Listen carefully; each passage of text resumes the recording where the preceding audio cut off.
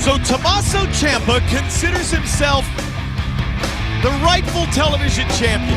And physical possession of the belt still hasn't been given over to the embassy by the embassy, but Ciampa will see Lethal again in the finals, only over this young man's body. Yeah, absolutely. You know, Kyle O'Reilly's been a very polarizing figure to a lot of people lately. You either really like him or you really don't. So Kyle O'Reilly put up $1,500 of his own money in hopes of winning the prize. And it's all about the money for Embassy Limited.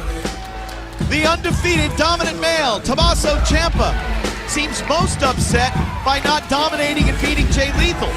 Taking the TV title belt was the Ciampa way to get the last word over Lethal after that time limit draw. Yeah, you know, Ciampa's still undefeated, but now he can no longer say he's beaten every man he's faced, and that's eating him out, Kevin. Let's go to Bobby Cruz.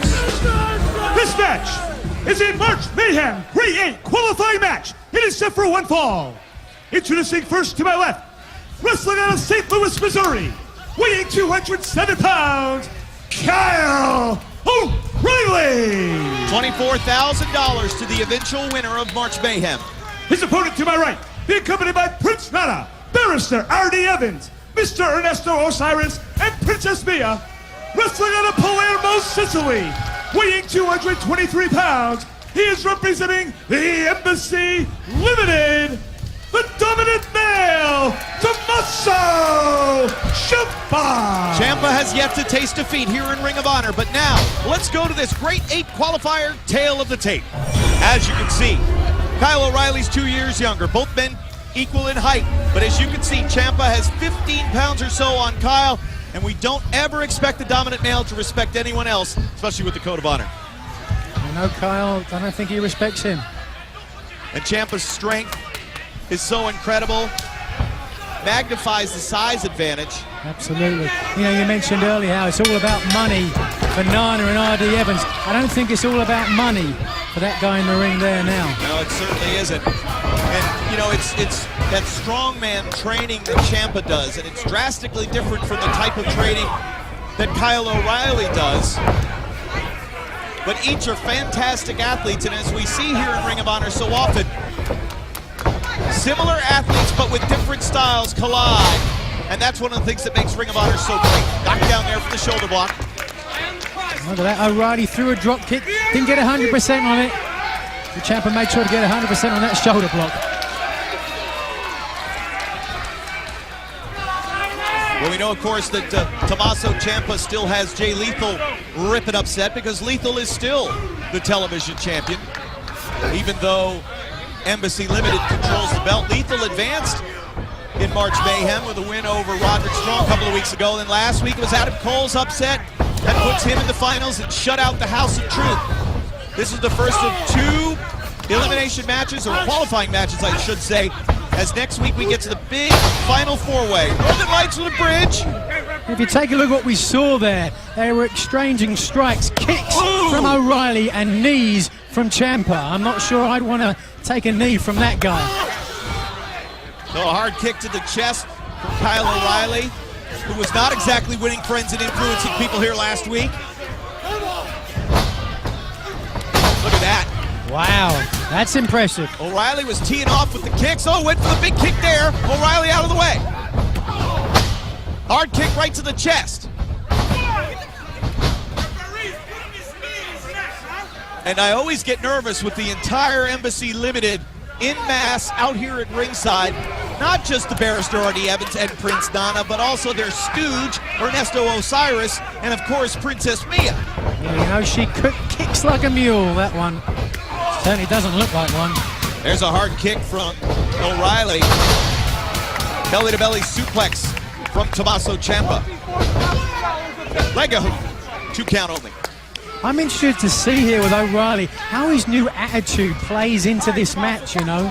He's obviously got his mind on Edwards, got his mind on Cole. I don't know whether that will spur him onto higher heights or make him make mistakes. I'd like to see. And I'm wondering how the slight blemish that is on the record now of Tommaso Ciampa, how that's going to affect him. This is our first chance to see him in action since March the 4th. Out of the way, but dropping down hard with a knee right to the back of the head. Look at that. And we've heard this sport called a human game of chess before. You could see Ciampa there avoiding one move, going straight into hitting another one. That's impressed me. That knee first cover is not going to beat anybody, especially an athlete the caliber of Kyle O'Reilly. And I think he knows that. I think a lot of times when you cover someone like that, you're not trying to beat them, you're just trying to embarrass them. You're trying to get in their head. Can be a mistake though, certainly against a guy the caliber of O'Reilly here. Huge overhand sledges. And again, it's swinging 80-pound sledgehammers. One of the ways that Ciampa trains.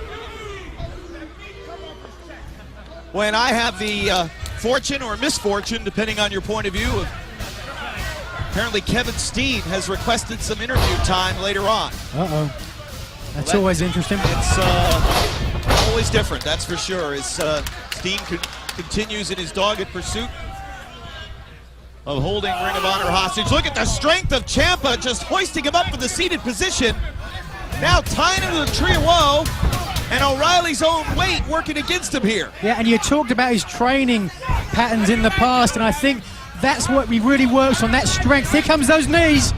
Oh! Tied upside down, unable to protect himself there. That bare bone knee striked. Will this do it? I don't see how it can't, but it does. O'Reilly was able to kick out. That's something else. That's crazy. When you're upside down there in the tree of woe, sometimes it's difficult because you're paying attention to try and get unhooked. You're not even aware your opponent might be running at you. Well, I'm telling you what, while Jay Lethal has no personal issue with Kyle O'Reilly, I'm sure that Lethal would love to see Tommaso Ciampa advance into the final four-way, be able to get his hands on the man that controls the television title belt while Lethal is still the champion. Kyle O'Reilly trying to find a way to slow down the strength and momentum that Tommaso Ciampa has had. The lovely Princess Mia, she's as dangerous as she is beautiful. She's at ringside with Embassy Limited. Up and down, belly to back suplex. Yeah, very nice. Tried at first to power his way out, realized he wasn't going to outpower a guy that much bigger and stronger than him. So he used his speed and agility instead. Well, you know that Ciampa is not motivated by money. He said so much, but you know that Embassy Limited, their investors are. Those mysterious unnamed investors, as O'Reilly comes flying in, they want to see Ciampa advance and bring 24 grand home to Embassy Limited. Earlier on, it was Ciampa it was O'Reilly tied to the ropes. Now, it's Ciampa seated on the top rope. Nigel, this is dangerous. Look at this, shades of American Dragon Bryan Danielson. I can tell you, oh my!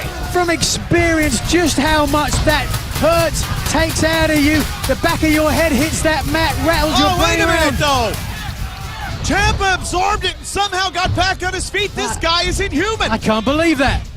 Misses with the clothesline. Catches O'Reilly. Tilt-a-rope. Drove him down. Went for the DDT out of it, didn't get 100%. Leg hook, 2 from the seated position, almost got the 3. You could see there Ciampa fire up out of that. We've mentioned before how adrenaline will just get you one last move, one last spur of energy, but you could see it kind of give way there, and he dropped down into that DDT. And now wide open for the kicks and strikes of Kyle O'Reilly. He works in combinations. Hard strikes. Just slugging it out now. It wouldn't surprise me if he doesn't see Ciampa there. He sees Cole. Ciampa can't even get his hands up at this point, but there he comes out of nowhere. These guys giving it their all. That adrenaline burst you talked about, and half a count away from advancing to the final four-way. Unbelievable, and I've got to say it again, athletes in Ring of Honor, true athletes, great sport. Here we go, Project Ciampa time. Going for the power bomb down on the knees, but he's hooked the guillotine. Guillotine choke, doesn't have the feet hooked though. He needs to get those feet hooked behind the back, in tight. Until then, if you're strong enough, look at that. The strength of Ciampa, but O'Reilly with some knees of his own. Pushes him off. Ooh! That knee Holy, he's out. just sent O'Reilly down, and now, wait a minute. He's out. That's Oh, the referee has stopped it. The referee has stopped it. Tommaso Ciampa has won. He advances to the final four-way. The winner of the match, as a result of a knockout and referee stoppage, the dominant male, Tommaso Ciampa.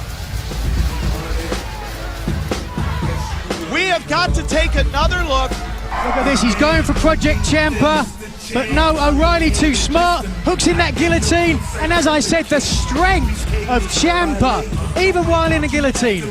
Then Ciampa was able to use the strength to turn it around. And just when it looked like he was able to suplex, these strikes came. Now watch this though, watch the knee, oh, right on the watch butt. his head move, he's out, look at his now, his eyes are glazed, he is out, he cannot defend himself. Sinclair has no choice but to stop this match, to stop further damage. Well, we certainly hope. We've got to take a